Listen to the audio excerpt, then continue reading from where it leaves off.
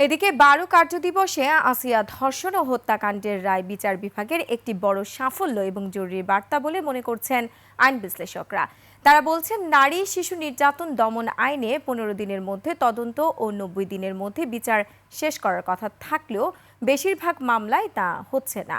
আসিয়ার মামলার মতো অন্য ধর্ষণ মামলাগুলোর বিচারও দ্রুত শেষ করার তাগিদ তাদের। বিস্তারিত জানাচ্ছেন শাকের আরজু।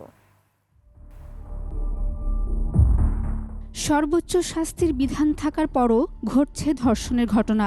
শিকার হচ্ছে শিশুরাও। মা বাবাকে বেঁধে মেয়েকে ধর্ষণ, স্বামীর কাছ থেকে স্ত্রীকে ছিনিয়ে নিয়ে ধর্ষণ, 4 বছরের শিশুর যৌন নির্যাতনের ঘটনাও ঘটছে। সর্বশেষ মাগুরায় শিশু আসিয়া ধর্ষণের ঘটনায় ক্ষোভে ফুঁসে ওঠে দেশ। এই পরিপ্রেক্ষিতে ধর্ষণ ও নারী নির্যাতনের মামলার ক্ষেত্রে চলমান আইন পরিবর্তন করে তদন্তের সময় 30 থেকে কমিয়ে 15 দিন করা হয়। আর ধর্ষণের মামলার বিচার 180 দিনের পরিবর্তে 90 দিন করা হয়।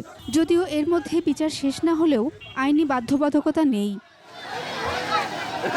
কিন্তু গত এক যুগে আলোচিত ধর্ষণের একটি মামলারও বিচার চূড়ান্তভাবে নিষ্পত্তি হয়নি। তবে মাগুরা শিশু আসিয়া ধর্ষণ ও হত্যা মামলার রায় সেই চিরাচরিত বিলম্ব বিচারের ধারণাকে পাল্টে দেয়।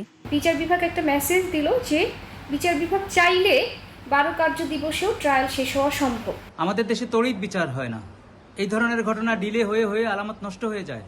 কিন্তু এই প্রথম বাংলাদেশে 3 মাসের মধ্যেই এই হত্যাকাণ্ডের বিচার হয়েছে। 2024 সালের 31শে ডিসেম্বর পর্যন্ত দেশের 64 জেলার নারী ও শিশু নির্যাতন দমন ট্রাইব্যুনালে তদন্তাধীন ছাড়া বিচারাধীন মামলার সংখ্যা 1,31,134টি। শুধু এ বছরের জানুয়ারি মাসে মামলা হয়েছে 1,440টি। জীবন অবাক না করলে কে করবে? 28% মিল্ক ফ্যাটের অবাক করার সাথে ফ্রেশ মিল্ক পাউডার। জীবন অবাক করুক প্রতিদিন। একটা মামলা শুধুমাত্র জনগণের নজরে এসেছে দেখেই বিশেষভাবে এটাকে ট্রায়াল করে আপনারা 12 কার্য দিবসে যদি রায় ঘোষণা করতে পারেন, তাহলে বাকি নাগরিকদেরও অধিকার আছে যে সঠিক সময়ে তারা বিচার পাবে। আইনজ্ঞরা বলছেন, নারী ও শিশু নির্যাতন বন্ধে যুক্তরাজ্য সহ অন্যান্য দেশে দ্রুত বিচারের উদাহরণ রয়েছে। ইংল্যান্ডে একটি ক্রিমিনাল মামলা 3 মাসেই শেষ হয়। 3 মাসেই শেষ হওয়ার বাধ্যবাধকতা আছে যদি এক্সট্রাঅর্ডিনারি কোনো কারণ না থাকে। সুতরাং স্বস্তির জায়গা এটি যে বাংলাদেশে হয়তো প্রথম একটি মামলা দ্রুততার সময়ে বিচার হয়েছে। মিডিয়া ট্রায়ালের কারণে নিম্ন আদালতগুলো সঠিকভাবে বিচার করতে পারে না, গণহারে শাস্তি দিয়ে দেয় কিংবা ফাঁসি দিয়ে দেয়। আমি এখানে বিচার বিভাগকে ধন্যবাদ জানাচ্ছি, যার যতটুকু লায়াবিলিটি আছে সেটা বুঝিয়ে দিয়েছেন।